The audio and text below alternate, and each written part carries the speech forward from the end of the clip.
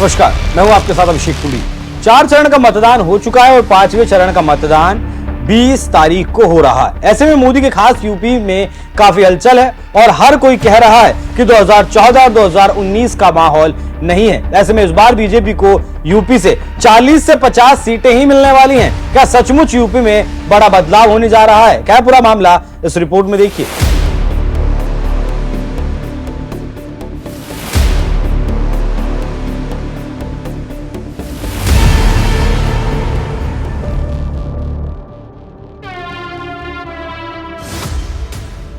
दो बार 2014 और 2019 में भर भरकर वोट देने वाला यूपी इस बार काफी नाराज है और बीजेपी के उम्मीदवार अब संघर्ष करते हुए नजर आ रहे हैं। इसके साथ ही साथ कई सीटों पर बीजेपी उम्मीदवारों को कड़ी टक्कर भी मिल रही है। ऐसे में कहा जा रहा है कि इस बार यूपी में बीजेपी को 50 सीटें ही मिल सकती हैं और यह रुझान है, जबकि 4 जून को असली तस्वीर साफ होने वाली है। लेकिन जमीनी हकीकत भांपकर लिखने वाले पत्रकार और राजनीतिक विश्लेषक कह रहे हैं कि इस बार यूपी बड़ा झटका देने की तैयारी में है। स्थिति को भाप नरेंद्र मोदी ने अपने सबसे खास सिपह सालार अमित शाह को उत्तर प्रदेश भेजा और अमित शाह लखनऊ, कानपुर, बनारस, गोरखपुर और अमेठी में कई दौरे कर चुके हैं। लेकिन उसके बाद भी हालात सुधरने का नाम नहीं ले रहे और जनता इंडिया गठबंधन की तरफ झुक रही है।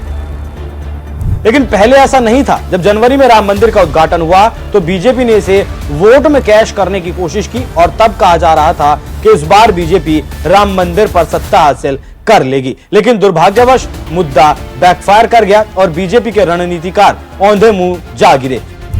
फिर जब चुनाव का ऐलान हुआ तो बीजेपी का आंकड़ा यूपी में था कि वो 60 सीटें जीत सकती है। लेकिन जैसे जैसे वोटिंग होती गई अब मामला जमीनी हकीकत दिखाने लगा। मोदी शाह औंधे मुंह गिर गए और अब कहा जा रहा है कि 50 सीटें ही जीत पाएगी। ये बात तब की है जब तीसरे चरण का चुनाव था। अब तो चुनाव 5 चरण का हो चुका है और विश्लेषक कह रहे हैं कि बीजेपी 40 से 50 सीटों के बीच सिमट कर रह सकती है।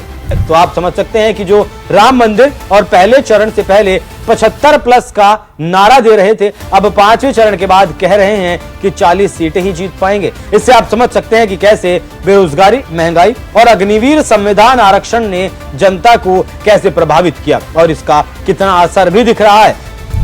अब मोदी के चेहरे और बयान से आप अंदाजा लगा सकते हैं। तो क्या सवाल उठता है कि मोदी के सबसे मजबूत किले यूपी कमल छोड़ अब हाथ पकड़कर चल रहा है।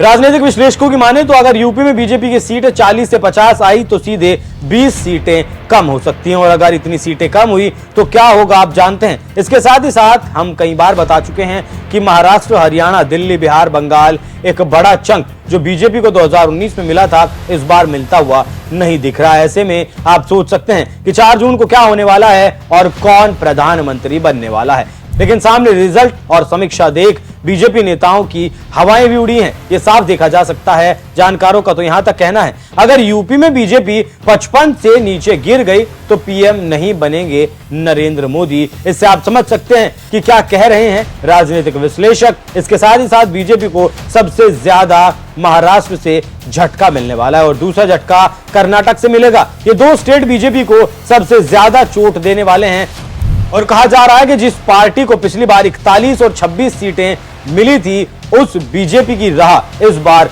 कांटों भरी होने वाली है और झटका बड़ा लगने वाला है। बीजेपी नेताओं की एक आस यूपी से लगी थी लेकिन यूपी भी महाराष्ट्र और कर्नाटक की राह पर चल निकला है। इससे आप क्या कहेंगे और क्यों ऐसा हो रहा है बीजेपी समझ सकती है। देखना होगा कि आगे क्या होता है और 4 जून को क्या रिजल्ट निकलकर देश के सामने आते हैं। लेकिन मौजूदा हालात में तो बीजेपी के पसीने छूट रहे हैं और चाणक्य को कुछ समझ नहीं आ रहा। देखना होगा 4 जून को जनता का आशीर्वाद किसे मिलता है और कौन दिल्ली का सरताज बनता है। इस पूरी खबर पर क्या कुछ आपकी राय कमेंट कर जरूर बताएं। नमस्कार।